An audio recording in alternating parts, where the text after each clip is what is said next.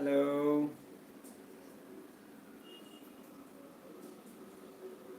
Hi.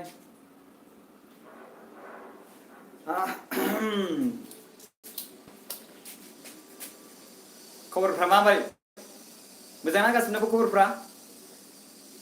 हाय लोगोफोर खबरफ्रा माबोरै? मोजांना खबरफ्रा? सोर सोरना मोजां सोर सोरना गाज्रि थाब थाब कमेन्ट होदो। एखेबारे खोनासंनो लुबैथारबाय आं। आंनि लोगोफोरनि आंनि आंगोफोरनि खबरफ्रा माबोरै मोजांना गाज्रिना? एक्चुअली आं बे ससमाखौ बेखौ ग्लासखौ गानदोंमोन माबोरै नुदों?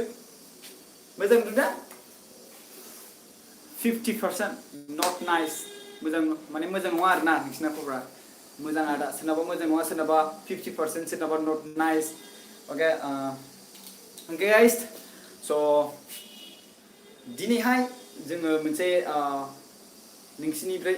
बिदिनो दाख्लै जेरैहाय जोङो सावरायदोंमोन जेनेबा नोंसिनिफ्राय माबा मोनसे सोंथि मोननाय बा नोंस्रा लाइभ स्ट्रिमिंआव सोंनाय नङा होमबा थाब थाब सोंदो दाख्लैनि सानडेआव ओरैनो बिराद टाइम वेस्ट खालामदों लोगोफोर नोंसोर सोङालासिनो बिराद टाइम वेस्ट दा 1 मिनिट जाबायानो 83 लाइभ भिउ जादों नङा होमबा स' हेन्डसाम दादा स' हिट हेल' ब्र मोजां नुदों आदा मानो फुखोगोला सानग्लासखौ ओरैनो खुबाय दा लास्टआव गानफिनगोन दे डाइरेक्ट टपिकआव रायज्लायनोसै नङा होमबा जे नोंथांमोना थाब थाबनो माबा मोनसे सोंनो गोनां दंबा लाइभआव सोंखा मालाबा मालाबा नोंसिनि कमेन्ट्सखौ आं नायनानै रिप्लाइ खालामनो हाया बाट आं दिनै कमेन्ट्सखौ रिप्लाइ खालामगोन लोगोफोर don't worry about that I will reply everything in front of you live face to face okay don't worry about that I will not reply don't think that I will reply definitely every your questions okay मा ओंख्रि जानाय आदा अके आं मेगि जादोंमोन ओंखामखौनो जायाखै आं मेगि बानायनानै जादों समायना थेंक इउ स' माच भैरब नार्जारि रोमै ब्रह्म मा ओंख्रि जानाय होन्दोंमोन आं खोन्थाखाबाय बिनि उनावहाय उनाइस पुरन दैमारि नरेश्वर मोसाहारि समायना मददगिरि हाज'वारि मोजां नुदों आदा very very nice thank you स' माच मिथिंगा क्रिएसन माबोरै ब्र खबरफ्रा दासान्दि मोजाङानो मिथिंगा क्रिएसन आरो बिनि उनाव सानरोमै नार्जारि आदा दा मा मावो अके बेनो जेरै सिगाङाव दं बिदिनो दङ जेबो आरो सोलायाखै नङा होमबा स' ट्रेनिं जब बेफोरबायदिनो मा खबर फ्रेन्ड्स मोजाङानो बिसोर बुंदों नोजोरसा बर' बुंदों बिनि उनावहाय इमिनियेल मोसाहारि सुफार thank you AK Max creator बुंदों खबरा मोजांना आदा प्रकाश येस थेंक इउ मोजाङानो नों बबे जिल्लानि आदा सनितपुर जिल्लानि आं गले गले बुंगासिनो दंखायो बेखौ बुंदो सोंदों गेलेक्स फेन्डम अ जेटार नङा होमबा स' खबरफ्रा मोजांना आदा बेखौ होनदों रोमै ब्रह्म मोजां आदा नों बेसेबां बैसो जाखो आदा अके आङो आंनि बैसोआ जोंहा फादार बुंनाय मथेथ' आङो बुंनायाव जोंहा फादारा बुङो आरोना आंखौ 1993 बा 1994 आव जोनोम जादों होननानै ओमफ्राय बेसिकेलि आंना माबायाव सार्टिफिकेटआव स्कुल एलपि स्कुल सार्टिफिकेटआव लिरनाय मथे आंनिया 1994 ओमफ्राय बिनि गेजेराव बेनो आरो स' एक्सुवेलि एजखौ खोन्था जे बिदिनो सोंलायलाय माबानायाव खोन्थाजायो बाथ' बिदि सोंलायलायना होमबाबो इट्स अके नोंसिनि मिथिनो लुबैनायखौ आं खोन्थाबाय आदा नोंना जिएफ गैगोना गैया सोरजों खोबलाय र' बिनि सिगाङाव सोरमोनलाय खबरा मोजां बेसेबां बैसो जाखो आदा नोंना जिएफ गैगोना गैया सोरखौ हास्थाय मोसाहारि आदा नोंना जिएफ गैगोना गैया जिएफ गैया नामा आं बिनि एन्सारखौ सिगाङाव बोखांबाय दे आं गले गले होबाय दे बिनि एन्सारखौ हाय ब्रादार कृष्णा स्वर्गियारि बुंदों हाय ओमफ्राय बिना इमिनियेल आदा मा ओंख्रि जाखो खोन्थाखांबाय आं दानिसो मेगि ओंखाम जायाखै होननानै मेगि जादों handsome what handsome does and your work and her are handsome actually handsome नोंथांमोनासो आंखौ हेन्डसाम नुदों नङा होमबा स' बिनि खेथ्रआव नोंथांमोना मोजां मोनो आंखौ बे बास बेनो आंनि थाखाय बेयाव हेन्डसाम माबा माबि बे गावबा गाव पारफरमेन्स गावबा गाव इसोरा दाना हरनाय थायो नङा होमबा स' सोरखौबा फिटनेस सोरबा बे फिटनेसखौ लानो थाखाय मोदोम गिदिरनिफ्राय बे फिगार मोजां बडि बा फिटनेस जाय स्लिम एसे जायो नङा होमबा सिख्लाफोरनि जेनेबा हमना ला बा सेंग्राफोरनि हमना ला जायमोना बडि बिराद गिदिर दङ जाय हमना ला आंनिया दा बडि गैया जुदि जिम खालामबाय थायोब्ला आंबो बडि जागोन जेरै हमना ला सलमान खाना सिगां मेनेफेरिका दंमोन ना बेयाव नाय बिसिबां हामख्रेंमोन दा नायदो बेसेबांबो स' बेफोरो जास्ट पारफरमेन्सजों जायो नों जेसे नों माबायदि पारफरमेन्स खालामो आरो जुदि मोखां गोसोम गोफा ओरैबायदि जानानै फैखादोंबा बे इसोरनि दानाय अब्लाबो नों बेखौ नोंनि पारफरमेन्स हिसाबै नों बेखौ खालामबानो नोंनि देलायनाय मानाय आं मोनसे बाथ्रा बुंसै एक्चुअलि लाइफआव देलायनाया बिराद इम्परटेन्ट नोंनि मोदोम नोंनि बडिखौ साफा लाखिनाय नों गले गले ओरैनो थाबाय मोखांबो सुवा माबो सुवा ओमफ्राय ओरैनो सिगारेटआनो जोब बिरियानो जोब ओमफ्राय बिनि उनाव नोङो मोखांबो सुवा अले अले एसे साफा खालामनोबा नों नोंनि जिखौ एसे डिसिप्लिन लानांगोन आरो ना नों एसे मोजां डिसिप्लिन लानोबा मोखांखौ सुफा सुफा गोलोमदै जानाय लोगो लोगोनो बे गोलोमदैया थाबाय थायोबाथाय नोंनि मोखांखौ गाज्रि खालामना होयो स' जों मा खालामनांगौ जे गोलोमदै जाबायना होमबाथाय बेखौ जों मोखांखौ एसे सुनो नोंहा टाइम मोनदोंब्ला मोखांखौ सुदो बिनि उनावहाय नोङो मा लागायनो गोसो लागायफिनदो हरफ्राव नों माबा मोनसे क्रिम लागायनोबा एक्चुअलि डिसिप्लिन माने देलायनाय मालायनाया थानो नांगौ मानसिफ्रा बुङो देलायमांग्रा बा सोरबा देलायमांग्रि नङा होमबा एक्चुअलि नों जेथिया देलायगोन अब्लासो जाय नों बै सिख्लाखौ जायखौ समायना नुदोंना बे सिख्लाया गोबां समायना जादों बिकज देलायनायनि थाखायसो जाय सेंग्राया एसे नों बिराद हेन्डसाम खानाय एखेबारे मोजां नुदों गाननाय जोमनाय स' बेफोर गाननाय जोमनाय आरो देलायनायनि गेजेरजोंसो बे सासे मानसिया दायो सोंबाय नालाय नङा होमबा आं बिनि थाखायसो बे टपिकआव लाबोबाय थायो मिथिबायना स' आं नोंसिनि गेजेरावनो माबा मोनसे कुइसन सोंनायनि गेजेरावनो आं टपिकखौ गोबां कुइसन सोंदों आं मिथिखादों आं नायगोन र' बिनि आं बे टपिकखौ रायज्लायग्रोनि स' ओंखायनो मा नों माने एसे मानसिया साफायै थानो नाजानांगौ माने नों जानाय लोंनायनि सायावबो थानांगोन आरो नोंनि फिटनेसनि सायाव थानांगोन नों नोजोर होनांगोन नोंनि रायज्लायनाय स्टाइल ओमफ्राय नोंनि खुगानि स्टाइल बा नोंनि आखाइनि स्टाइल नोंनि मेगन ओमफ्राय गासिबो बेफोर गासिबो नों अबजार्भ खेबसे नाय आरोना नोंनि मिरराव माने मिरर माने आयनायाव ओमफ्राय नायनायनि गेजेराव नोंनि बिहेभखौ सोलायनो नाजा नों जुदि सिख्ला गोसोथोनाय मोनाखै नोंखौ रावबो गोसोथोआखै बाट नों हेन्डसाम अब्ला नोंनि बे स्टाइल एक्टिं बेखौ नों एसे सोलायनांगोन मिथिबायना बद्र थाबा जानाय नङा जेरै हमना ला दा सुनि देवलनि फिसाला दा करण देवलनि फिल्म फैदों पल पल दिल के पास ना बोरैबायदि फैदों ना पल पल बेबायदि मोनसे फिल्म फैदों स' बे एक्टराव फिल्माव नायनोबा माखासे मानसिफ्रा रिभिउ होदों नङा होमबा बे फिल्माव स' मानसिफ्रा एक्टिं बेखौ नायनानै नायोबा बद्र नङा होमबा बिराद बद्र बायदि नुयो एखेबारे गबदादा ओरैबायदि नुयो नङा होमबा स' बेफोरनिफ्राय फिटनेस जोंना बे टाइगार श्रफ बेफोरबायदि जेरै फिटनेस एखेबारे हु हा नङा होमबा माने जास्ट फ्लेक्सिबल जानांगौ आरो माने मानसिया जेसेबां फ्लेक्सिबल जायो एसेबांखिनि मानसिफ्रा नायनो मोजां मोनो आरो स' बेफोरबायदि जानांगौ आरो नों जुदि फ्लेक्सिबल जायोब्लाथाय माने मानसिफ्रा नोंजों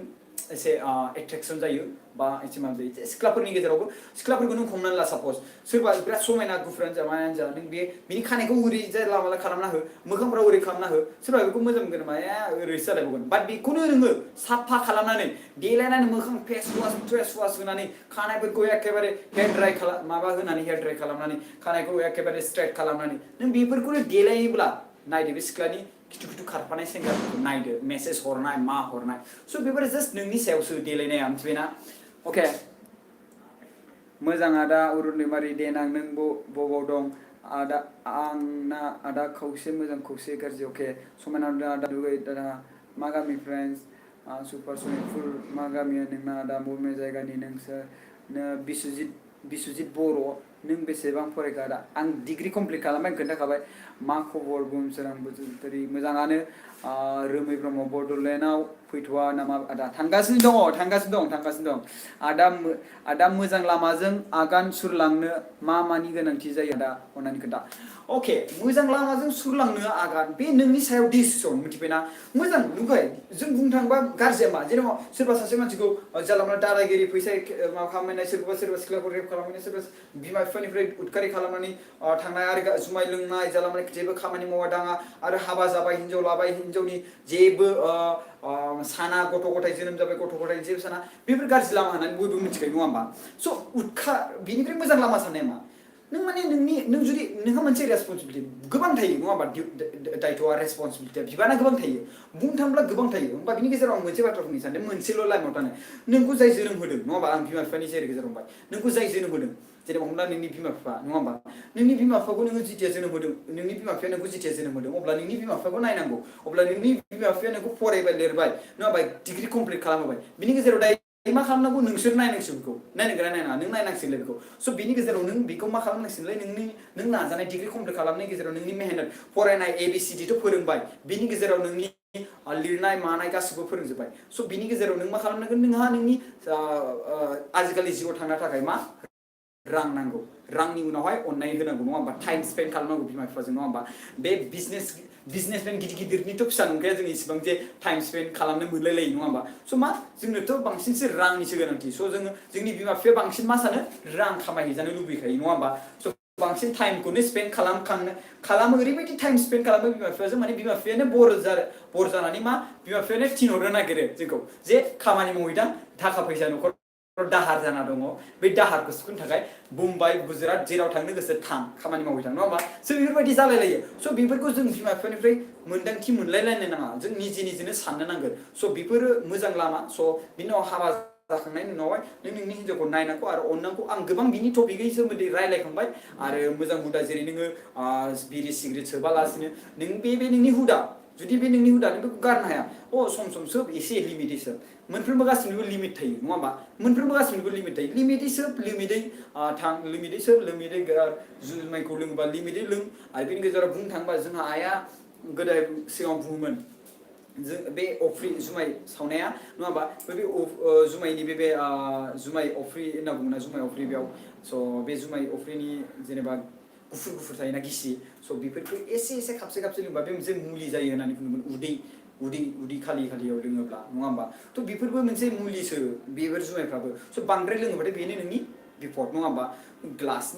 एसे ग्लास लोंनाया बे मुलि जागोन बाट बिनिख्रुइ बांद्राय लोङोबाथाय बे नोंनि बिपद जाहैलांबाय आरो माने लोंनानै फेलांबाय मालांबाय गाज्रि जालांबाय साननो रोङा जाय मानसिफोरा साननानै नाय नों जुदि जुमाय लोंनानै नों गावखौ कन्ट्रल खालामनो हाया अब्ला नों मिन्थिखायो नों निजेनो जे आं जुमाय लोंबाथाय कन्ट्रल खालामनो हाया अब्ला नों मानोथो लोंनांगौ नङा होमबा स' थिग बिदिनो आरोना अब्ला बेफोरनिफ्राय नों सानना नायदो आं गोबां भिडिअ आपल'ड खालामदों बेफोरनि सायावबो नोङो जुदि नायबाय थादोंब्ला होमबा नों बेफोरावबो थाल मोनगोन अके स' आदा नोंस्रा न'खराव साबेसे अके जोंहा न'खराव सोर जोंदों बेखौ लक्षिमा खैरखाटारि जोंहा न'खराव आंल' दायो बुंनो थांबा जोंहा बाबा आरो आं होननानै बुंनो थांबा बिनि गेजेराव जोंहा आं दायो आदैमोनजों थाफायो आंहा न' होननायानो गैया आं सिगाङावबो बुंखादों न' लुनाय होननानै आंहा एक्सट्रा आंनि न' होननायानो गैया बाट हा दं आंना हाया दङ बाट आं न' लुनाय गैया न' जाय जायगायाव लुनाय दंमोन बे न'आव दायो जोंहा आइबो दंमोन जोंहा बाबा आं दंमोन जों जिथिया आइ आरो बाबा दंमोन बे समाव दा न'आ बायबाय नङा होमबा स' ओमफ्राय बिनि गेजेराव आं बेखौ बुंथ'ला बोरैबा मोनलाङो हारिनि खौसेथिनि नोंनाव भिडिअ बानायदोलै ब्र अके बानायगासिनो दं लोगोफोर आं बानायगासिनो दङ दा जोंनिथिंजाय जा गोसा अखा हागासिनो दं अशक बर' अके मा जायगायाव बेबा मोजाङै दंना दा आदा सानद्रिमि नार्जारि आदा जोंनि बर' हारिया माबोरै खौसेथि अके मोजाङै जागोन हाय बाबु जोमै बिरजुलि चौधुरि दं गेजेरावनो नोंलाय बोरै दं मोजाङानो आदा नोंनि एजआ बेसेबां खोन्थाखाबाय आङो हेना दिनै गार्डेनाव थाङासै नामा दिनै गार्डेनाव थाङासै रोमै ब्रह्मआनो बुंफिनबाय आं गार्डेनाव थाङासै दिनै रुमावनो आङो नोंथांमोनजों लाइभआव फैबाय आरो रुमावनो एसे साबसिन मोनो आङो दाना रावफोरखौबो क्लियार खोनायै बायदि मोनदां बाहेरायाव थाङोब्ला एसे दावराव जायो गुड लाक ब्र हाय आदा ओंख्रि अके बिराद फैदों बाथ्रायाथ' हेल' आदा आं मानोना नोंनि रिप्लाइ खिन्थानायफोरखौ बिराद मोजां मोनो नोंनि खिन्थानाय रायलायनायफोरखौ आरो नोंनि भिडिअ हगारबाय थानाय नायखौ हाबफैब्लानो नोंनि हगारनायखौ भिडिअखौ नायो ना मा होनखो गिटार नार्जारि थेंक इउ स' माच अके आदाया न'आव थांथाराखै नामा थांथाराखै ब्र फैनानै मोनसे मेल खालाम फैदो जागोन दे सोर बुंदों सन्जय बसुमतारी थेंक इउ स' माच जागोन दे ओमफ्राय अनफावरि लाहारिया बुंदों मोजां दं ना ब्र दासान्दि मोजाङैनो दङ थेंक इउ स' माच आदा नोंनि फिननायखौ हरनायनि थाखाय अके वेलकाम ओमफ्राय जतिस कसा आदाया न'आव थाङा नामा थांथ'वाखै आदा नों दासान्दि मायोबाफोर जब मावो नामा अके बिनि रिप्लाइ होखांखाबाय आङो दावहा दैमारिया बुंदों हाय आदा बेनो लास्ट कमेन्ट जादों खोमा दायो हाय आदा आंखौ मा बाबाया रायो बुयो खांबोनानै दा आं थाखा फैसा खामायनो रोंबाय आं बिमा बिफाखौ माबायदियै खांफिननांगोन ब्र अके दावहा दैमारि माबायदि खांफिननांगोन अके साननानै नाय नों जेरै नोंखौ जेथिया नोंनि बिमाया नों जेथिया उन्दै समाव जों गोबां खियो हासुयो जों बेखौ मोनथियासो आरोना बे समाव उन्दै समाव नङा होमबा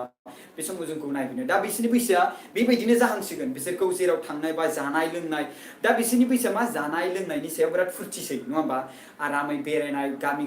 बेरायनानै गावनि लोगोफोरजों गावनि बोराय बिदिनो गावसिनि समाननि एज बैसोजों रायलायनाय जुथुमा जानाय आरो जेरै हमना ला गोजां बोथोर समाव जमा रायलायनाय न'खर फरियाल अर सायनाय नङा होमबा स' बेफोर खुसियानो बिसोरनि थाखाय बिराद जथेस्थ' नों जेथिया हाबा जाबाय जेथिया हाबा जानाय लोगो लोगोनो बिसोरनो गेलेनो थाखाय गथ'फोर नांगौ नङा होमबा नों जेथिया हाबा जाबाय अब्ला नों मा खालामदो गथ' फिसौ खांनानै होनानै होदो बेजों गेलेनो हानाय आरो बेजोंनो बिसोर गेलेबाय थागोन बेजोंनो खुसि जाबाय थागोन आरो नोंनि बाबाया जुदि एसे गोरों गोराबा बियो बिबान एसे एनै बोराय जन्थुफोरनि आफादनि बिबान मोनखागोन बे बिबानावनो बियो एसे नांथाबखागोन आरो बेनि गेजेरजोंबो नोंसोरोबो मान सनमान मोनबाय थागोन बेयावबो थांगोन मागोन इसिबांबो बोरायबाबोथ' खामानि मावा नङा मावखायो बोरायबाबो नङा होमबा स' गाइस बेनो स' नों जास्ट नों मावलांबाय था नों न'खरखौ जास्ट खुसि होबाय था दावराव जालायनाय नांलायनाय संख्रि बानलु बेफोरखौ नोंसोर हौवा हिन्जावनि गेजेराव दोन नोंनि बिमा बिफानि गेजेराव दोननो नाङा नों सानदों नोंनि बिमा बिफाया गाज्रि नों सानदों नोंनि बिमा बिफाया गाज्रि बा नोंनि हिन्जावा सानदों अब्ला बिनि गेजेराव एसे एनालाइज खालाम एनालाइज माने नायबिजिर कि नोंनि हिन्जाव सैथो बुंदों ना माने गाज्रि बुंदों स' बिनि गेजेराव नायबिजिरनायनि उनावसो बेखौ मा खालाम सान आरोना कि एसे सान नों जानो हागौ नों बबेबा जायगायाव खामानि मावहैदों नङा होमबा साख्रिखौथ' बयबो मोना नङा होमबा जोंनि फरायनाय लिरनाय डिग्रि गिदिर मास्टार बेसेबां फरायनाय दङ साख्रि मोना जों दिल्ली मुम्बाइ गुजरात बेफोराव खामानि मावनो गोनां जायो ज' थाया आरो नोंनि हिन्जावाबो मालाबा समाव बेयाव थायो आरो बिनाव फैफिनो स' बिनि गेजेराव नोंनि गथ'खौ नोंनि बोराया माने बिमा बिफाखौ बोरै खांनो बेनो आरो फैसा थाखा नांगौ जोंनो न'खराव नङा होमबा बिसोरखौ थांनो थाखाय हाथाय बाजार खालामनो मोनोब्ला जोंनि बिमा बिफाफ्रा बिराद गोजोननाय मोनो आरो बिनि गेजेराव बिसोरो हाथाय बाजाराव थाङोब्ला गावसिनि लोगोफोरखौबो बोरायफोरखौ लोगो मोनो स' बेयाव रायलायनाय मानाय गय खान्दिसे जानाय साहा खापसे लोंनाय नङा होमबा स' बेनि गेजेरजों खुसि बिसोरो गोबां मोनो आरो बिदिनो गावसिनि फिसौला फिसौजो नङा होमबा बेजों गेलेनाय आरो बिनि गेजेराव जानाय लोंनाय जमा साहा लोंनाय जमा खेबसे ओंखाम बोथिसे बेयाव दा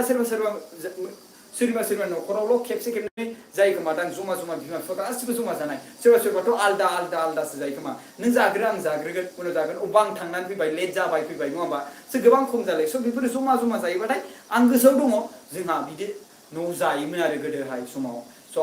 आं बिनि सायाव बुंनो हायो आरो दायो स' बेफोरावबो गोबां माबा जायो कृष्ण सरकार हाय आदाया कम्पिउटार डिग्री कमप्लिट खालामदोंना येस कृष्ण सरकारि yes I have done in computer science okay in degree bro गाज्रि दामोन खौ भिडिअखौ नुजोबनाय जाला डिउटियावसो थांनांगौनो अके सन्जय बसुमतारी अके थेंक इउ दा नोंनि जबाव गोबां बर'फोर दं नामा गैया गुड भिडिअ सेलारिया बेसेबां मोनो ब्र नोंना इउटिउबाव बेसेबां हाबो अके माला फैगोन बड'लेण्डआव आइ लाभ इउ प्रकाश दुखुदामोन Bhapen Basumatary thank you I love you two okay 114 live दङ बिनि गेजेराव 98 लाइक्स आरो माखासे गोबां नायनानै थांफिनबाय आरो फैगासिनोबो दङ स' बिनि गेजेराव आं बुंनो थाङो रायलायनायाबो बिराद इम्पर्टेन्ट आरो कुइसन स' मस्ट इम्पर्टेन्ट थिं जोंनि गेजेराव सेंग्रा सिख्लाफोरनि गेजेराव मोजां मोनलायनायनि गेजेराव कि बे माने जास्ट नोंनि हुदाखौ सोलायलै लोगोफोर नों एसे डिसिप्लिन था हाजार गोसोम जा मिथिबायना हाजार गोसोम जा हाजार गुफुर जा हाजार नों हामख्रेङानो जा नोंनि गाननाय जोमनाय पार्सनेलिटिस डेभेलपमेन्टआव एसे सोलाय आरो रायलायनाय मिथिबायना एसे इडुकेसन जानांगौ खायसे मानसिया इडुकेसन जायो डिग्री कमप्लिट खालामो बाट गार्लफ्रेन्ड मोना मा मोना ओरैबायदि जायो खोनासं ओरैबायदि गिनानै थाहाबबाय सेंग्रा सिख्लाफोरनि गेजेरावबो दायो मिथिबायना ओरैबायदि गिना थाहाबबाय आरो गिनांगौबो गोनांथि जानानै दङ माने गोसथोनाय सिख्लाखौ मोना गोसथोनाय सेंग्राखौ मोना आरो जायखौ गोसथोदों बेजोंबो ओरैबायदि भिडिअ खालामजायो आरो जायजों गोसथोदों बेजोंबो मा गारजायो नङा होमबा सानै साथाम लालायलायनाय सानै साथाम बैजों थाबा ओरैबायदि मबाइल सिम लानाय मबाइल मोननै मोनथाम लानाय ओरैबायदि नङा होमबा स' बेफोर जाथायनि थाखायनो माने गोसथोलायनायफ्राबो माने बरबाद जाबाय आरो टाइम वेस्ट बायदि जाबाय स' बेफोरखौ लानानै जोंनि बर'फोरनि सेंग्राफोरनि गेजेराव गोबां माने प्रब्लेम सोलिगासिनो नङा होमबा सोलिदों सोरबा गोबां गार्लफ्रेन्ड नांगौ जादों सोरबा आजिखालि सिख्लाफ्राबो पस्ट होलायलाङो कि आं सिंगोल नङा होमबा आं सिंगोललै एखेबारे सिंगोलथार नङा होमबा क'क्राझाराव सिखाव हाबनायनि मेन जाहोननि बादै एसे सावरायलायब्र' अके क'क्राझाराव हाबनाय न' नाय सिखावा सिखावखा नङा होमबा स' बिसोरनि गेजेराव जोंनि पलिटिकेल पार्टियाव दा इलेक्सन 2020 मायथाइयाव दा जासिगोन बिनि गेजेरावबो बे मोनसे सोरनिबाबो खामानि जानो हागौ इलेक्सन अपोजिट पार्टिनि बिथांमोना सिखावखौ सोना होनानै बेयाव मा खालामनो नागिरदों सरकारखौ सरकार मोनसेया बे सरकारानो सिखावखौनो सामलायनो हायाब्ला माने हादोरखौ माबोरै सामलायगोन नैफोरबायदि मोनसे सोंथि फैनो थाखाय माने बर' हारिनि सरकार दानायखौ बर' हारिनि सरकारखौ माने एसे माबा खालामनो नागिरदों गुलुं जुलुं खालामनो नागिरदों बेनो बाथ्राया आंनि साननायाथ' बेफोरबायदि आरो बेनि गेजेराव बायदिसिना सिख्ला रैखाथि बेनि गेजेराव मा अपोजिसन नै दा धरना होबाय नङा होमबा जोंनो नांगौ रैखाथि जोंनो नांगौ रैखाथि नङा होमबा जों अलवेज माने वुमेन सेफ नङा होमबा स' धरना होदों नङा होमबा स' बेफोरबायदि धरना होजानो लुबैनानै माखासे सुबुंफोरा खालामदों बेफोर अपोजिसन लिडार पार्टिफोराबो खालामनो हागौ जेनेबा बर' हारिनि सरकारनि माने गुबुन जाय मानसिफोर जेनेबा हमना ला हिरो आंबो नामखौ बुंला नोंथांमोना एसे सानदो जुदि नाम बुंबा सोरबा खायसे मानसिफ्राबो गुबुन जाथिफ्राबो बे भिडिअखौ नायो बिसोरबो बर' रोङो नङा होमबा एसे सानना लादो आरोना अब्ला बिसोर माने मा फैसा थाखा होसिगोन ओमफ्राय बेनि गेजेराव हाबबाबो बेथ' गफिनखागोनानो नङा होमबा बेथ' गफिनखागोनानो सानसे समावबाबो नङा होमबा स' बिनि गेजेराव माने 1 crore होबाय बिनि गेजेराव खालामबाय आरो बिनि गेजेराव मा धरना होबाय माबाय सरकारनियाव बदनाम थांबाय नोंसोरसो सरकार सालायदों नोंसोरनि सरकारनियाव हिनजाव मानसियानो माने रैखाथि गैया नै बेफोरबायदि माने थायो मा नोंसोरनि गेजेराव माने सिलाय आरो नोंसोरनि गेजेराव माने ड्राग्स बायदिसिना आरो जागोन आरो जाबाय थागोन लोगोफोर स' माने गाव गावनि हारिखौ बानसावनाय मानायफोरखौ एसे बन्द' खालामबानो जाबाय लोगोफोर स' बेनोमोन अके राहुल बर' आदाया मायाव जब मावो मायाव थायो अके एक्चुअली आंनि माबाया खामानि मावनाया जाहैबाय टेक्निकेलि सायाव आं जेनेबा वेबसाइट बानायनाय आरो बिनि गेजेराव आं नोंथांमोननो खोन्थानि वेबसाइटजोंबो जोंबो फैसा खामायनो हायो मिथिबायना नों जुदि टेक्निकेल लाइफआव कम्पिउटार साइन्सआव फरायदोंबा अब्ला जों वेबसाइटजों जों फैसा खामायनो गोबां हायो एफिलिएटेड खालामनानै लानो हायो मोनसे इ-कमार्स जेनेबा हमना ला एमाजनानो जा फ्लिपकार्टआनो जा बेफोरजों एफिलिएटेड खालामनानै लानो हायो आरो बेनि गेजेराव बिसोरनिफ्रायनो थं फैसा मोनो आरो बिसोरनि बुस्थुनिफ्राय जेनेबा हमना प्रडाक्टफोर सेल जायोब्लाथाय होमबाना नोंहा फैसा मोनो मिथिबायना स' बेफोरजोंबो खामायनो हायो बेफोरजोंबो खामायो नङा होमबा आरो बेनि गेजेराव आं माखासे बाथ्रा गोबां बुंखाबाय आरो बेनि गेजेराव टाइम वेस्ट दा खालामसै बेनि गेजेराव आरो गोबां खामानि सावरायबावनि दे खोन्थाबावलाय आदाया प्राइभेट ना गभ जब मावो अके आं दानि आंनि डिग्री कमप्लिट खालामनायनि उनावहाय आं ट्रेनिं लागासिनो दं आं दायो प्राइभेटावसो जब मावो गभर्नमेन्टआव जब मावा आरो आं सानो कि जब मावगोन ना मावा आं बेखौ फात्ता गैथ'वा आं माने एसे बेलेग लाइनाव लादों बर'नि गेजेरावनो आं खामानिखौ मावगोन आरो आं थाबैबावैनो खालामगोन बेखौ आं दायो दा माने डेभेलपिं खालामगासिनो दं बिनि सायाव बेनिफ्रायनो आं एनालाइज खालामगासिनो दं थाबैनो लाबोगोन नोंथांमोना हेफाजाब होगोन आरो मदद होगोन आं बेखौ आसा खालामो आरो लोगोफोर माबा मोनसे बाथ्रा दंबावो नामा थाब सोंलाय आरोबाव थेंक्स ब्र आंनि रिक्वेस्टखौ सावरायनायनि थाखाय एनिवे अभार जाद्रायखाबाय किप आप गोइं अके येस बिर ब्लग अके जना बसुमतारी मा खबर आदा फैगौ बिटिएडि इलेक्सननि सोमोन्दै सावरायलाय आदा अके सोर बुंदों बेखौ जना बसुमतारी फैगौ इलेक्सन बिटिसिनि जोंनियाव गासै बिटिएडिआव 4 डिस्ट्रिक्ट दङ मोनब्रै डिस्ट्रिक्ट नङा होमबा मोनब्रै बाक्सा ओमफ्राय बिनि गेजेराव मामोनलाय जोंहा क'क्राझार नङा होमबा स' बिनि गेजेराव जों मैयाहाय मोनसे भिडिअ आपल'ड खालामदों बिनि गेजेराव बांसिन बाक्सायावनो बर' सुबुं अनजिमाया दङ ओमफ्राय बिनि गेजेराव लास्टआव आङो सुबुं अनजिमा होदोंमोन क'क्राझार एमपि इलेक्सनाव जेसेबांखिनि बाक्सा मिलायनाय गासै 10टा कनस्टिटिउसन माने जायगा मिलायनानै बेयाव स' बे 10टानिफ्राय जायगा बर' सुबुं अनजिमाया गासै 4 लाखसल' भट होनाय होनबा साननानै नायदो गोबां खम आरोना बुंनो थाङोब्ला बर'निफोरनि गेजेराव बे बिटिसि एरियायाव बांसिनानो होनना बुंजायो ओरैनोथ' सिगां 2011 मायथाइयाव गासै सुबुं अनजिमाया बर'निया 10 लाख दंमोन 2011आव होमबा बेखौ 10 लाखखौ जुदि डाबल खालामोबा 19सिम दा 2019 बा 2020सिम जुदि डाबल खालामोबा खमावबो बियो 20 लाखसखौनो हमना लादो आरोना 20 लाखस बेफोरबायदिखौनो हमना लादो ओमफ्राय गासै हमना लाबा सिगाङाव 31 लाखस दंमोन दै 2011आव होमबा टटेल दायो बिटिएडिआव सुबुं अनजिमाया जागोन डाबल खालामनाङा 80%खौ खालामदो होमबा 30निफ्राय 50 होमबा 50 लाखसोआ माने सुबुं अनजिमाया 50 लाख सुबुं अनजिमाया जोंनि एबार बिटिएडिआव जानो हागौ आरोना फुरा गथाय जुदि नायोब्ला पपुलेसनखौ नायोब्ला बेबायदि जास्ट एजुमिं आरो आंनि बेलायाव नोंथांमोना बे कारेक्ट नङा आरोना जास्ट एजुम खालामदों आङो ओमफ्राय बेनि गेजेराव जोंनि माबायावथ' आसामाव टटेल बुंनो थाङोबा 2011 सेन्सासनि बायदिबा 3 crore नङा होमबा स' बारायलांगासिनो दं गासै बुंनो थाङोबा 1.5 मिलियन जानानै दं आसामाव जुदि बर'फोरखौ जों नायोब्ला नङा होमबा स' बै समाव होमबा बिनि उनाव 5 लाखसो होमबा आउट अफ आसामाव दं आं सानो आउट अफ आसाम लायना आउट अफ बिटिसि आव दं बा साननानै नाय आं बेनि हिसाबै आं बारा मिथिया आउट अफ बिटिसि आव गासै सुबुं अनजिमाया बेसेबां दङ जेराव हमना ला जोंहा दा सनितपुर दं बिश्वनाथ डिस्ट्रिक्ट दं धेमाजि दं नङा होमबा धेमाजि माने लखिमपुर बेयाव गगामुख सगामुख गासिबो थाजोब्बाय नङा होमबा स' बे मोनथाम डिस्ट्रिक्ट आरो मोनबावबाथाय गासै जोंना 7टा डिस्ट्रिक्ट जासिगोन बे माने मानेफ्राय उदालगुरिनिफ्राय जुदि बे उदालगुरिनिफ्राय ओजोंहाय सनितपुर डिस्ट्रिक्ट ओमफ्राय बिनि उनाव बिश्वनाथ डिस्ट्रिक्ट ओमफ्राय बिनि उनाव धेमाजि बे मोनथाम डिस्ट्रिक्टखौ मोनबाय होमबाथाय जोंनि बड'लेण्ड स्टेट दाबिनाया कमप्लिट जाबाय लोगो बे मोनथाम डिस्ट्रिक्टखौ जों होसोथारनांसिगौ जों बयबो बिटि एरियानि सिङाव थानाय जेसेबांखिनि सुबुं अनजिमा बिसोरबो सापर्ट खालाम आरो बिनि गेजेराव सरकार दानायाव जाय सरकारनो भट होनांगौ होनदों बे भटआव हो प्रमद बर' सारा जेखौ बुंदों अके स' बेनो आरोना स' जोंनि मेन थांखिया जाबाय जों गोबां गिनोबो गोनां दङ मिथिबायना बेनि गेजेराव जों गोबां गुबुन जातिफोरजों मिलायनानै थानांगोन जों गासै जों बर' हारिया जुदि भट होयोब्ला जों देरहाखागोन खावसे बेलेग जातियाबो होगोन आरो बेनि गेजेराव जों बर'फ्रा फैसा कालेक्सन खालामनानै बिसोरनो एसे एनै थाखा जासिबानो एखेबारे मोनगोन जों बिसोरनि भटखौ मिथिबायना बारा सानस' हाया बिसोरबो जुदि आदाया बर' हारिनि थाखाय खामानि मावलाङो लामजों ब्लेम मोजां जागोन मा होनदों कृष्ण सरगारिया आं बुजियासै जुदि आदाया बर' हारिनि थाखाय खामानि मावलांनोब्ला मोजां जागोन अके आं मावलांनोनो नाजाखादों मिथिबायना बेफोरनोथ' ओइ हास्थाय मुसाहारि ओइ आदा नों बायदि जाहैनो थाखाय आदा मा खालामनांगौ आरे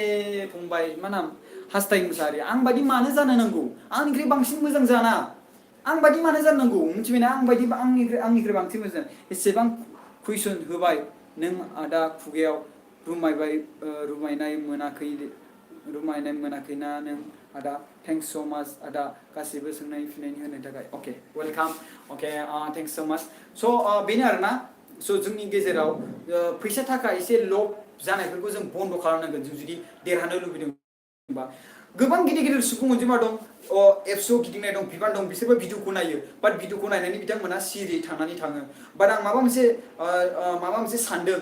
बेफोरबायदि फैसा कालेक्सन डनेसन खालामनाय बिसोरनि दिमागाव जेबो साना जे बिसोरो माबा मोनसे लिरनानै माबा मोनसे खालामनानै गुबुन जायगायाव दैथायहरनांगौ बिसोरनि गामि जायगायाव दैथायहरनांगौ बिसोरनि दिमागाव साना आं बेखौ मोनसे एसे अबजार्भ खालामगासिनो दङ बिसोरखौ डाइरेक्टलि थख' बुंहरलायनांगौ गोनांथियानो गैया मिथिबायना बिथांमोनाबो जुदि हारिनि सानदोंब्ला आं मोनसे हारिनि सोमोन्दै मोनसे खामानि सानदों बिथांमोना जुदि इसिबां हारिनि सानदोंब्ला आंनि साननाय गेजेराव जेरै हमना ला थाइबायानो जा 10 थाखा ओके गाइस एसे नेट प्रब्लेम जादोंमोन सरि दायो आं बुंनो सानदों माने बिथांमोना एसे हेल्प खालामनो हायो लिरनानै हरनानै एप्लिकेसन लिरना हरनानै कि ओरैबायदियाव नोंथांमोना डनेसन खालामनो गोसोबा खालामनो हायो स्कुल फरायसालिनो गायसननो नागिरदों बा स्कुल लुखानायखौ जों रिपेयार खालामनो नागिरदों नङा होमबा स' बिनि थाखाय बिथांमोना लाइजाम लिरनानै गामि बिथांमोनाथ' गासिनावबो अफिस दङ बेफोराव ओरैबायदि दङ अफिस बेफोराव दैथायहरनो हालायो आरो माने नङा होमबा स' गोबां एटिटिउड थालाय जोंनि एबसुआव थानाय बिबान माखासे मानसिफ्राबो नङा होमबा सोरबा सासे माबा मोनसे बुंनाय बाथ्राफोरखौ खोनासंनानै माने ओरैबायदि जादों ओरैबायदि बिबुंथि जादों ओरैबायदि मान जागोन ओरैबायदि सानलायनाय दं आं मिन्थिखायो थख' बुंनोबो हायो रावबो आंखौ बे बुंनायाव हेंथा होनो हाखाया आरो बिथांमोना बुङाखैबा ओरैबायदि नङा होननानैबो रावबो बुंनो हाया नंगौ आरो बिदिनो दंखायो स' बिथांमोना बेफोरबायदि मावो खायसे स' गाइस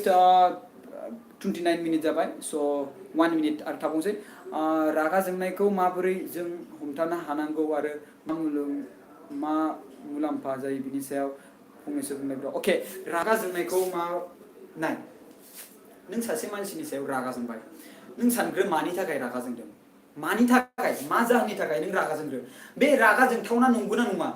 जों मालाबा समाव ओरैबायदि रागा जोङो कि जों जायफोरखौ कम्फर्ट मोना नों जेनेबा नोंहा कम्फर्टेबल नङा बिनि सायाव बे कम्फर्टेबल नङैखौ सोरबा सुबुङा मावनानै होबाय अब्ला मावना होनायनि थाखाय नोंथाङा मा रागा जोंबाय जेनेबा हमना ला नों जेनेबा नों जाय सुबुंखौ रागा जोङो माबा मोनसे जेनेबा हमना ला नोंनि रुम सायाव नों आं जेनेबा हमना ला नोंसोर ज' थायो बिनि गेजेराव सासे सुबुङा ओरैबायदि होग्राव रायलायदों ओरैबायदि होग्राव नों ओमफ्राय खोनासङा ओमफ्राय बिनि गेजेराव नों बे रागा जोंबाय बाट बै सुबुंनि बाथ्राखौ खोनासंग्रो बे बिथाङा मानि थाखाय बेफोरबायदि रायलायदों आरो मानि थाखाय ओमफ्राय बेजों नों रायलायनानै खोनासं डाइरेक्टलि बे नङा कि नों डाइरेक्ट थांनानै अराय सम खोनाबाय थायो अराय सम खोनाबाय थायो अराय सम बिदि दावराव खोनाबाय थायो आं बेखौ रागा जोंनो ओरैबायदि स्रो रागा जोंना थानाय ओरै खायसे मानसिफ्रा रागा जोंनानै स्रो थायो आरो खायसे मानसिफ्रा होखारसारोबो डाइरेक्टलि है मा दावराव जाबाय थायोब्रा मा दावराव जाबाय थायोब्रा नोंनो रुम नामाब्रा मा ओरैबायदि मोनसे आं जास्ट एग्जाम्पल आरोना बेफोरबायदि स' बेफोरबायदि रागा जोंनाय माने जास्ट सावरायलायनानै थालायनाय आरो बुलायलायनायसिम जायो आरोना आरो आङो बारा सानस'नो हायासै रागा जोंनायनि सोमोन्दै नोंथांमोना रागा जोंनायनि बेलायाव नोंथांमोना निजेनो हमनो हायो आरो रागा जोंनायखौ नोंथांमोना कन्ट्रल खालामनोब्ला नों सिगांग्रो बे दिमाग माइन्ड सिगांग्रो थान्दा दिमागजों सानग्रो रागा जोंथावना नंगौना नङा आरो खायसे मानसिफ्रा ओरैबायदि रागा जोङो आंनाबो आं जुदि रागा जोंबाथाय आंनि आथिङा गोबां मावखायो मिथिबायना गोबां मावो आरो बिराद एखेबारे बिराद रेजें जायो आं रागा जोंबाथाय आरो गोबां ओरैबायदि आखाइ थाखाय ओरैबायदि माने जाजोबो बाट आङो दिनैसिम मानसि बुफेराखै मिथिबायना आं रागा जोंनानै दिनैसिम रावबो बुहायाखै रागा जोंनायखौ माबोरै हमथानो हानांगौ नङा होमबा रागा जोंनायखौ हमथानाया जाबाय बे नोंनि सायाव डिपेन्ड नों जाय नों सानब्रा मानो रागा जोंनांगौ नङा होमबा मानि थाखाय रागा जोंदों सोर मा खालामदों नोंनि सायाव आरो मानो रागा जोंनांगौ बिनि सायाव नों सानग्रो निजे बे सासे मानसिया नोंखौ माबा मोनसे खामानि मावदों जेनेबा नोंखौ सोरबा हिन्जावखौ गोसोथोनानै लाबोबाय नङा होमबा सोरबा हिन्जावखौ गोसोथोनानै लाबोबाय ओमफ्राय बिनि बिदाया बेखौ रागा जोंबाय हरथारनो माने आंनि बिनानावखौ लांदों नों साला नङा होमबा स' बे रागा जोंनाय जाहैबाय बे बिदानि रागा जोंनाय नङा होमबा स' बे बिदाया माने बे हिन्जावखौ बिनानावखौ हरनो नागिरा नङा होमबा बिनि सायाव बे रागा जोंनाय ओमफ्राय बिनि सायाव बे मानसि लानानै बेखौ बुबाय नङा होमबा स' बिनि गेजेराव ओमफ्राय नैबे सासेया जाय बुजाग्रा बेबो बिनि उनाव आंथ' बेखौ गोसोथोदोंसो नङा होमबा आंथ' बेखौ गोसोथोदोंसो आरो बिनि गेजेराव गोसोथोनायावबो माबा मोनसे प्रब्लेम आरो गोसोथोनायावबो माबा मोनसे दाय जायो नामा आरो बिनि गेजेराव बेबो मोनसे रागा जोंफिनलायबाय स' बिनि गेजेराव बेबो रागा जोंबाय बेबो रागा जोंबाय बे बिदाया जाय रागा जोंदों बिनि गेजेराव बे सानग्रोनांगौ कि मानो रागा जोंदों बिनि बिनानावा कि बेजों गोसोथोनानै थांदों मोजां मोननानै नङा होमबा स' बिनि बिनानाव सिगां सोंग्रोनांगौ बे नङा कि बे डाइरेक्टलि बे सेंग्राखौ बुनांगौ नङा होमबा बे बिनानावा बेखौ गोसोथोनासो थांदों नङा होमबा स' बिनानावनाव सिगां सोंग्रोनांगौ बिनानाव नों बेखौ गोसोथोयो नामा नों बेजों आलो गोजोन थागोन ना स' जोंथ' नोंखौ आलो गोजोनसो थाजानो लुबैखायो नों जुदि बेजों आलो गोजोन जानो लुबैदोंब्ला संसार जानो लुबैदोंब्ला नों थांनो हायो नङा होमबा बेफोरबायदि रायलायनानै बेखौ माबानाय डाइरेक्टलि नङा कि बे आंनि बिनानावखौ लांबाय ओइ थौ बाइक लानानै आंनि बिनानावखौ ओरैबायदिया लानानै थांबाय ओरैबायदियाव मोनसेयाव ओरैबायदि ट्रेन स्टेसनाव थांनो नागिरदोंनो डाइरेक्ट बुहैबाय दुब दाब बेफोरबायदि रागा जोंनाय सानग्रोनांगोन मा जाथाय मा कनसेप्ट मानि सायाव मानि थाखाय रागा जोंगोन आरो मानि थाखाय रागा जोंनाङा बेफोर सोब रागा जोंनाया बेफोरनि सायाव थायो नङा होमबा स' थेंक इउ आदा नों मेंनाय मोनाखैना हाजोनो आफा कमेन्ट होबाय अके अनफरि साबायखर सोंथिफोरखौ फोनायनि थाखाय रागा जोंनायखौ जों माबोरै कन्ट्रल खालामनांगौ आरो दादा कन्ट्रल खालामनो हायाबा ओमफ्राय मा खालामनांगौ बुंबाय दादा अके कन्ट्रल खालामनो हायाब्ला मा खालाम आं खोन्थानि रागा गोबां जोंबाय ओमफ्राय बिनि उनाव कन्ट्रल खालामनो हायाखै अब्ला खोनासं मा खालामनांगौ नों जेथिया बिराद रागा जोंदों अब्ला मा खालाम बे आखाइखौ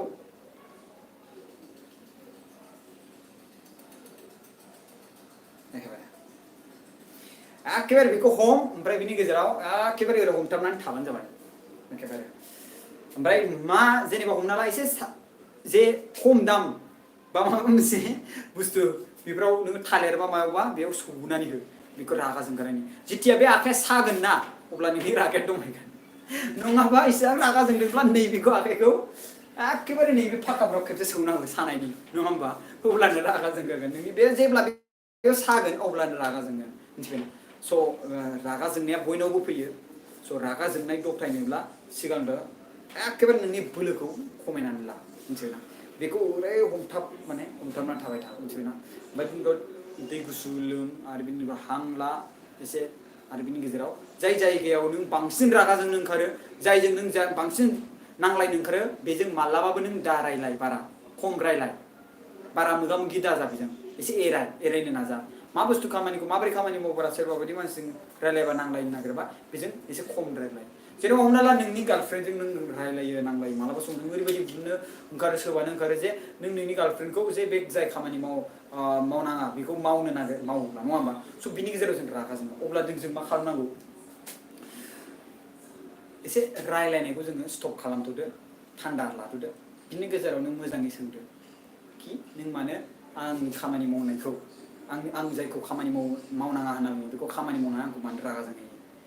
बिनि गेजेराव नोंसोरो बेखौ सलिउसन खालामलायनानै लादो अके बे आंनि रागा जोंनायखौथ' आं सलिउसन खालामना लानो हायो नों नोंनि रागा जोंनायखौ नों सलिउसन नोंबो निजेनो जास्ट थान्दा दिमागजों गासिबो एन्सारा नोंनि नैबे मेलेमावनो दंजोबो मेलेमावनो सिगांग्रो नोंखौ थान्दा जास्ट थान्दा सानग्रो नों जुदि फरायनायबा लिरनाय गोरों बा एसे साननाय एसे एनै गुवार गोसोनि बा एसे नों बिमा बिफाजोंबो गियान मोनदोंब्ला नोंनाव बे गियाना थाखागोन अलरेडि जोंनाव बे गियाना दंखायो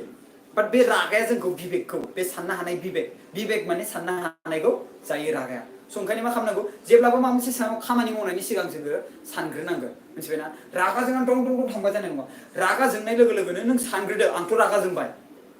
रागा जोंनाय लोगो लोगोनो मा खालामदो आंथ' रागा जोंबाय आं मानो रागा जोंदों रागा जोंथावना नंगौना नङा रागा जोंबाय थाथावना नंगौना नङा नों बेखौ खेबसे जिरायनानै सानदोलाय बिदिनो गेजेराव रागा जोंगोन फार्स्ट बेनो अके गुड जब एन्ड आदा नोंथाङा लाइभआव आं दासो फैदों र' आदा आरोबाव थाबाव लाइभआव नायनो मोजां मोनदों अके आखाइखौथ' हायाखै थै गयै खायदोंबा सुनानै थै गबा खमाय मारै थो आरो दादा माथो मोजां क्लियार नुवाखै नोंखौ मेले नुयो आंखौ मेले नुदों माने मेले नुखो जाखो मेले नुदों जानो आंखौ मेले नुवाखै अके क्लियारानो नुदों अके नोंगौ ब्रादार नोंनि बुंनाया रावफ्रा सैथो अके थेंक इउ स' माच गासै 36.47 मिनिट जाबाय दैमालु गयारि बुंदों आं सानो सासे इउटिउबारनि चेनेल जोंबो हारिनि जेंना बोस्रांनायाव गोबां मोजां बिहोमा होनो हायो नोंथां बायदिबा हायो हायो मानो हाया जानो आं माखासे गोबां बिनिनो जेरै हमना ला आङो प्रकाश बर' बाक्सा जिल्लानि सासे सावगारि आखिनाय बिनिबो आं 10,000 हरबाय नङा होमबा स' बिहाबो सासे प्रब्लेममोन बेबो मोनसे हारिनिनो खामानि सुफुंनाय बेबो सासे गोबां सावगारि आखिनानै मोजां सावगारि आखिनानै दिन्थिगासिनो दं बेसारा बेबो फेसबुकलाय मालाय स' बेबो हारि खालामनाय आरो बिनि गेजेराव जों मोनसे कालेक्सन खालामनानै डनेसन खालामनानै 21,000 जों चिरां डिस्ट्रिक्ट दै बानायावबो हरबाय बेबोथ' मोनसे हारिनिनो खामानि नङा होमबा आरो बेनि गेजेराव जों माखासे 10,000 कालेक्सन खालामनानै जों मोलाव बसुमतारी हारि अनफावरि हारिनि खामानि मावग्रा रुंसारि मोलाव बसुमतारी न'खरावबो जोङो हरबाय बिसोरनि खामानिनि थाखायनो स' बेफोरावनो मोनसे हारिनि खामानि मावनाय आरो बेनि गेजेराव बेयाव जाय गासिबो जथुमा नायदों बे भिडिअखौ बेफोर गासिबो हारिनिनो सुबुंनि मानसि आरो जों बेयाव खौसेथि जानानै सावरायदों जोंनो मा खालामनो मिथिं दावथिङाव गिदिराव मिथिं थांखियाव थाङालासिनोबाबो जोङो ज' खौसे नायलायनानै कमेन्ट्स खालामलायनानै जों सावरायनो हानाय खामानि जों इउटुबनि दारैबो हायो स' जों जाय बेखौ खामानिखौ मावगासिनो दं दायो जों रायज्लायगासिनो दङ नङा होमबा जों बेखौ दा खामानिखौ मावगासिनो दङ दासो नुबाय बांद्राय क्लियार नुवाखै दा थेंक इउ फर बड'लेण्ड जोबोद मोजां बड'लेण्ड हारिनि थाखाय स' nice I love you thank you I love you two माच अके माबोरै दं आदा मोजां ना खबरफ्रा मोजाङैनो दङ R B blogs I love you two आं लिरनायखौ मानो बारलांबाय थाखो देलाय लिरफिनलाय रिफुल ब्रह्म आं नुवासै नोंनिखौ रिफुल ब्रह्म बेटारि 2%ल'सै आंना थाब रिफुल ब्रह्म लिरफिनलाय थाब रिफुल ब्रह्म अके थ' बेनो आरोना स' रागा जोंनायखौ नों निजेनो एसे कन्ट्रल खालामनो नाजानाया बेनो बे नोंनि सायाव नों जिथिया नोंनि साननाय नोंनि जिथिया नों रागा जोङो अब्ला नों सानदो मानि थाखाय रागा जोंदों अके कमेन्ट फैदों फुलस्रि नार्जारिया हेल' आदा मोनसे कुइसन जोंनि बर' हारिनि समाजाव आइजोफोरा खारनाय जाथाया सोलिगासिनो नाथाय बेनि गुबै दायनिगिरिया आइजोल' ना प्लिज एन्सार फुलस्रि नार्जारि बिनि गुबै जाहोना जाबाय आइजोल' नङा बिनि गुबै जाहोना जाबाय हौवा आरो हिन्जाव मोननैनियावबो बे जोंनि हारिनि मोनसे बेराम गोबां गिदिर बेराम जाना दं बे बेरामखौ आं सोखाबोगासिनो दङ आरो बेनि गेजेरजों भिडिअबो गोबां होबोदों बिराद भिडिअ बानायनाय गिख्रंथाव भिडिअ आं बानायनानै आपल'ड खालामनानै होदों जाहाथे बयबो नायनानै गियो आरो सोलोङो मिथिबायना बे भिडिअ खारनाय बारनाय मानो होदों नोंथांमोना मिथिदोंना माने बेखौ नायनानै सोलों जाहाथे जानाङा आरो गिथों नङा होमबा बरनाम जानाय मानाय बेखौ गिथों नायनानै मा सासे हाबा जाखानाय हिन्जाव खारदों नङा होमबा बेखौ भिडिअ आपल'ड खालामनाय लोगो लोगो बे हिन्जाव सासे मानसिनि बरनाम जानायनि जाथाय थाङो अब्ला बेनि सायाव जोङो मा होदों बरनाम जादों जानाय लोगो लोगोनो गुबुन भिडिअखौ नुनानै आंखौबोथ' खारबा आंखौ बरनाम खालामगोन बिदि नङा होमबा आरो बेनि गेजेराव फैफिनो आं नोंथांमोनखौ आसुरित मोनगोन बे धेमाजि जिल्लायाव जानाय जाथाय मोनसे सासे गथ' 8 बोसोरनि गारनाय बेखौ लाबोदों ओरैबायदि बुदों बेखौ दा भिडिअखौ देखायनो हायो बाट भिडिअखौ आं देखाया मानो होनोब्ला बेखौ जोङो माखासे भिडिअ बानायनानै खोन्थाखाबाय नङा होमबा स' बिनि गेजेराव बिथिं न'खरावबो बेसेबां प्रब्लेम जागासिनो दा बे हिन्जावा बुजिबाय मिथिबायना बै समाव नोंथांमोना बेखौ बुनाय समाव गाबनायखौ नुबा नोंथांमोना अननोबो ओंखारफिनगौमोन अब्ला बै जाथायखौ नायनानै नोंथांमोनाबो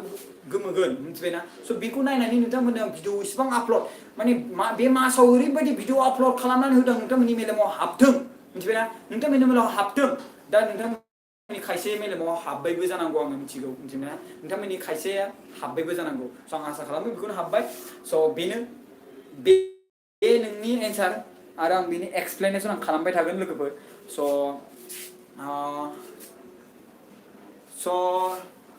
okay guys thank you so much आङो लाइभखौ दोनथ'नोसै 40 मिनिट्स जाबाय स' बाय बाय नेक्स्ट टाइमाव आं लाइभ फैबावगोन खुलुमबाय आरो नोंथांमोना नेक्स्ट टाइमाव सोंथि आंनाव माबा मोनसे सोंनोब्ला कुइसन सोंनो थाखाय ला आरो लाइक खालामनानै हो आरो बिनि गेजेराव माबा मोनसे सोंनो लुबैदोंबा नेक्स्ट टाइमाव साननानै ला आरो सोंहर दे स' दोननोसै खनसे अके खुलुमबाय आङो लोगोफोर सोरदा हास्थाय मोसारि खुलुमबाय आरो लाभ इउ टु गाइस लाभ इउ आंखौ माबोरै नुदों कमेन्ट्स होनानै गालां बाय बाय